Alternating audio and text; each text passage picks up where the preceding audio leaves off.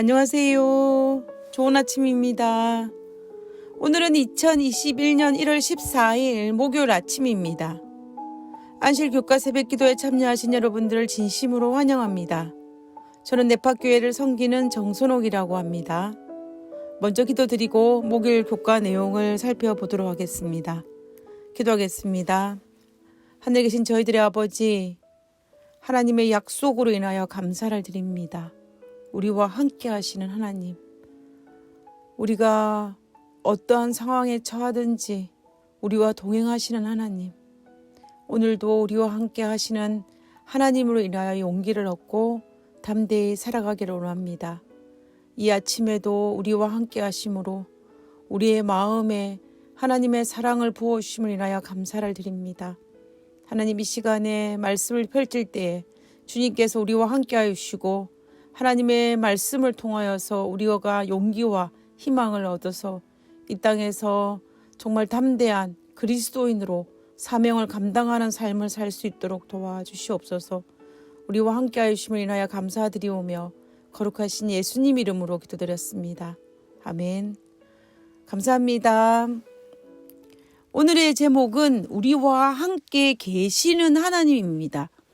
오늘 다룰 부분의 배경은 이사야 7장에서 국가적인 위기를 당한 유다의 왕 아하스에게 하나님께서 이사야 선지자를 통하여서 이방인의 나라 아수르와 비굴한 동맹을 맺지 말고 하나님을 믿고 의지하라고 권면하였습니다. 그러나 아하스는 하나님께서 사랑으로 배려하여 제공하여 주신 두 번의 기회를 다 거절하였습니다. 그러자 하나님께서는 아하스에게 징조를 구하라고 하였지만 구하지 않자 하나님께서 친히 한 징조를 제시하셨습니다. 그것이 바로 이사야 7장 14절의 말씀입니다. 그러므로 주께서 친히 징조를 너희에게 주실 것이라. 보라, 처녀가 잉태하여 아들을 낳을 것이요 그 이름을 임마누엘이라 하리라. 오늘은 예언된 처녀가 잉태하여 낳은 아들의 이름 임마누엘에 대해서 한번 살펴보고자 합니다.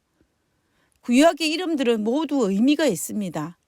단순한 의미만을 가진 것이 아니라 하나님에 대한 신앙 고백이나 소원을 내포하기도 하고 어떤 경우에는 예언적인 의미까지 내포하고 있는 것이 구약에 등장하는 이름의 뜻입니다. 특별히 선지자의 자녀들에 대한 이름은 하나님의 기별을 내포하고 있습니다. 그 대표적인 예가 바로 선지자 호세아와 고멜 사이에 태어난 자녀들입니다. 첫째 아들의 이름은 이스르엘이었습니다. 그 이름의 뜻은 하나님이 심으신다라는 뜻입니다. 이 이름을 통하여 하나님은 북왕국을 폐하실 것과 이스라엘을 활로 꺾으실 것을 예언한 것입니다. 그리고 둘째로 낳은 자녀는 로후하마야로서 딸이었습니다. 그 이름의 뜻은 불쌍히 여기지 않는다는 뜻입니다. 그 이름이 의미하는 것은 하나님은 더 이상 북방 이스라엘에 대해서 더 이상 긍휼을 베풀지 않겠다라는 것입니다. 그리고 세 번째 태어난 둘째 아들의 이름은 로암미였습니다. 그 이름의 뜻은 내 백성이 아니다입니다. 하나님은 이 이름을 통하여서 북방 이스라엘의 죄악에 대해서 심판하시겠다는 사실을 예언한 것이었습니다. 그리고 우리가 이번 주에 살펴보았던 이사의 아들들도 마찬가지였습니다. 첫째 아들인 스알야숲은 남은 자가 돌아오리라는 의미였습니다. 이 이름을 통하여 만일 죄로부터 돌아서지 아니하면 포로로 잡혀갈 것이고 그 후에 남은 자가 돌아올 것이다 라는 것을 예언하였습니다. 그리고 둘째 아들인 마할살레 하스바스라는 이름은 노력이 신속함이라는 뜻을 가지고 있습니다. 하나님은 이 이름을 통하여 아람의 재물과 북방 이스라엘의 재물이 아수르 왕 앞으로 옮겨질 것이라고 예언한 것이었습니다. 이처럼 이름은 굉장히 중요한 의미가 있습니다. 그러므로 처녀가 잉태하여 낳은 아들의 이름이 임마누엘인데 그 이름의 뜻은 문자 그대로 해석을 하면 하나님이 우리와 함께입니다. 그런데 보통 히브리식 이름에는 동사가 붙어 있어서 그 의미가 끝에 뭐뭐 있다라고 번역이 되었습니다. 그러나 임마누엘은 동사가 빠진 상태였습니다. 그래서 문자적으로 해석을 하면 하나님이 우리와 함께라고 번역할 수 있습니다. 그래서 임마누엘이라는 이름에 동사를 넣어서 하나님이 우리와 함께 하시다라고 번역하였던 것입니다. 마치 예수님의 이름도 이와 비슷합니다. 히브리어로 여호수아라는 이름과 헬라어로 예수의 이름은 같은 것인데 이것은 단축형입니다. 그래서 예수라는 이름의 뜻을 문자적으로 번역을 하면 여호와와 구원입니다. 여기에다가 동사를 넣으면 그 이름의 뜻이 여호와는 구원이시다라는 뜻이 되는 것입니다. 결국 임마누엘이라는 이름의 뜻은 하나님이 우리와 함께 계시다입니다. 그 의미가 어떤 추상적인 것을 묘사하는 것이 아니라 지금 우리 하나님이 우리와 함께 계신다는 약속이 성취되고 있다라는 것입니다. 예수님이 우리의 모든 것에 함께 하심으로 우리의 삶에 동참하신다는 보증이 되는 것입니다. 출애굽기에서 우리와 가까이에 오시어 함께 하시기 위해서 지상성소, 하나님이 거할 성소를 지어서 이스라엘 백성들과 함께 하신 분이 바로 우리의 하나님이십니다. 이스라엘 백성님들이 광야 40년을 헤매는 동안 언제나 구름 기둥과 불 기둥으로 그들이 볼 수 있게 하나님은 함께 하셨고 광야길에 오를 때마다 맨 선두에 서셔서 이스라엘 백성들과 함께 하셨습니다. 하나님께서 이스라엘 백성과 함께 함으로 매일 아침마다 만나를 통해 그들의 배고픔을 해결해 주셨고 불기둥과 구름기둥을 통하여서 추위와 더위를 막아주셨습니다. 비록 그들은 40년 동안 광야에서 살았지만 그들의 신발이 헤어지지 않았습니다. 그들은 비록 40년 동안 광야에서 정착하지 못하고 이곳저곳을 옮겨 다녔지만 그들은 그들과 함께 하시는 하나님으로 인하여 말할 수 없는 평안과 위안을 얻었을 것입니다. 그 위안과 평안은 그들과 함께 하시는 하나님에 대한 믿음을 소유한 자들만이 누릴 수 있는 축복이었습니다. 구약에서 성소 제도를 통해 우리와 함께 하심을 보여주신 하나님께서 드디어 신약시대에 들어오셔서 우리와 함께 하시기 위해서 육신의 몸을 입고 이 땅에 오셨습니다. 47페이지에 있는 영감의 교훈을 한번 읽어보도록 하겠습니다.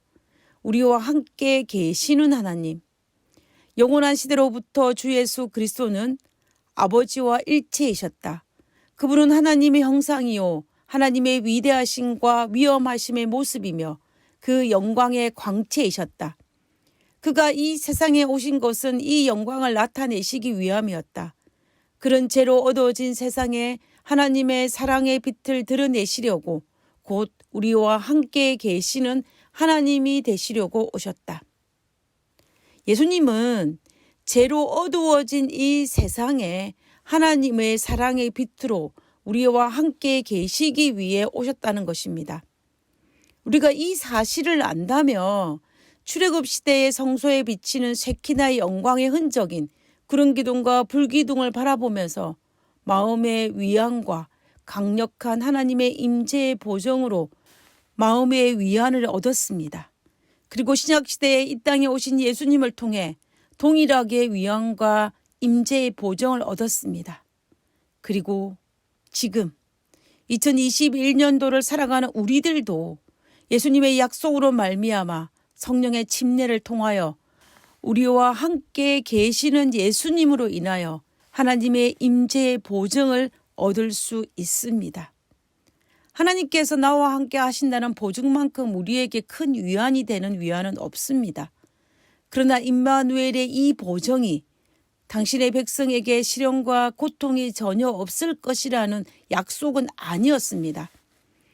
시편 기자는 시편 23편 4절에서 내가 사망의 음침한 골짜기로 다닐지라도 해를 두려워하지 않을 것은 주께서 나와 함께 하심이라. 주의 지팡이와 막대기가 나를 안위하시나이다 라고 하였습니다. 사망의 음침한 골짜기를 다진다는 것입니다. 결국 이 말은 시련과 고통이 있다라는 것입니다. 그러나 그 시련과 고통의 순간에 주께서 나와 함께 하신다는 약속입니다. 주의 지팡이와 막대기로 나를 안히 보호하신다는 약속입니다. 그리고 이사야 선지자는 이사야 43장 2절에 이렇게 말씀하셨습니다. 내가 물 가운데로 지날 때에 내가 너와 함께 할 것이라. 강을 건널 때에 물이 너를 침몰하지 못할 것이며 내가 불 가운데로 지날 때에 타지도 아니할 것이요 불꽃이 너를 사르지도 못하리라고 하였습니다. 큰 강과 물을 건너야 하는 순간도 있고 불 가운데 지나야 하는 시련의 순간도 있지만 우리 하나님은 우리와 함께 하심으로 물이 우리를 침몰하지 못하고 불이 우리를 타지도 사르지도 못하게 할 것이라는 것입니다. 실제로 우리가 성경을 읽어보면 시련과 고통의 순간이 있었지만 그때 우리 하나님은 그들과 함께 하였습니다. 다니엘 3장에 풀무불 속에 들어간 다니엘의 세 친구와 함께 하셨고 사자굴 속에 들어간 다니엘과 함께 하셨습니다. 야복강에서 두려움과 죄책감으로 고뇌하고 있는 야곱과도 함께 하셨습니다. 바벨론의 포로로 잡혀간 이스라엘 백성들과 함께 하셨고 포로 석방령이 내려 본국에 돌아오는 이스라엘 백성들과도 함께 하셨습니다. 그리고 신약의 예수님은 육신의 몸으로 이 땅에 내려와 이스라엘 백성들과 함께 하셨습니다. 예수님께서 성천하신 이후에도 하나님은 그들과 함께 하셨습니다. 초대교회의 폭도들에 의해서 돌에 맞아 죽어가는 스데반은 자기와 함께 하시는 하나님을 보았습니다. 폭도들이 스데반을 정죄할 때 예수님은 어디에 계셨습니까? 스데반은 하나님 우편에 서 계신 예수님을 보았다라고 하였습니다. 모리서 밴들의 말처럼 예수님은 도저히 앉아 계실 수가 없으셔서 서서 스데반과 함께 하신 것이었습니다. 2021년도로 살아가는 우리들과도 우리 하나님은 함께 하십니다. 우리와 함께 하시는 하나님을 체험하고 싶지 않으십니까? 우리의 믿음과 신뢰를 통해서 우리가 만약에 성령의 침례를 받는다면 우리와 함께 계시는 예수님을 체험하게 될 것입니다. 그러므로 우리는 성령의 침례를 통해 오늘도 살아계셔서 우리와 함께 하시는 하나님과 함께하는 체험을 해야 할 것입니다. 그러면 비록 우리가 수많은 시련과 어려움을 당할지라도 함께 하시는 보증으로 말미암아 함께 하신 하나님을 체험함으로 말미암아 우리는 위안을 얻고 담대히 살아갈 수 있을 것입니다. 우리 모두 성령의 침례를 통해 살아계신 예수님과 동행하는 우리 모두가 되기를 간절히 바라면서 오늘 교과를 마치도록 하겠습니다. 기도하고 마치겠습니다. 아이로 오셔서 인류의 소망이 되신 예수님, 우리의 고통과 슬픔과 절망 속에 함께 계시고 함께 아파하시며 위로하여 주셔서 감사합니다. 영광의 나라가 임할 때까지 약속대로 우리와 함께 계셔 주시옵소서. 하늘에 계신 하나님, 우리와 함께 하신다는 약속으로 인하여 감사합니다. 하나님, 오늘도 그 약속을 믿고 때로는 힘들고 어려운 일이 닥친다 할지라도 우리에게 시련의 순간이 있다 할지라도 하나님 그 약속으로 인하여 용기와 희망과 위안을 얻으며 담대히 살아갈 수 있는 그리스도인이 되게 하여 주옵소서. 그리고 끝까지 믿음 안에서 승리할 수 있도록 우리를 도와주시옵소서. 거룩하신 예수님 이름으로 기도드렸습니다. 아멘. 감사합니다. 좋은 하루 되시고요. 내일 뵙도록 하겠습니다. 감사합니다.